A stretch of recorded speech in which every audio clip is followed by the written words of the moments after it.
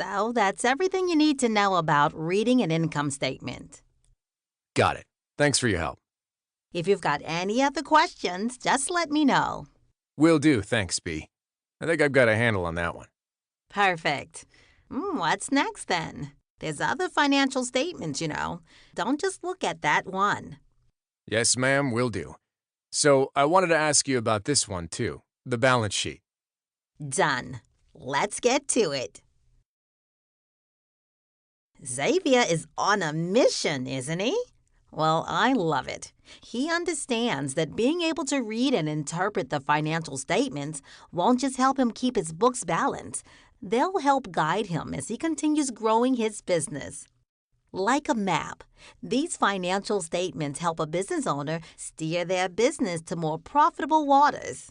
As they do that, they'll occasionally need help from you reading and interpreting these maps. If the business owner is the captain, you're the one manning the big wooden steering wheel. They still have those, right?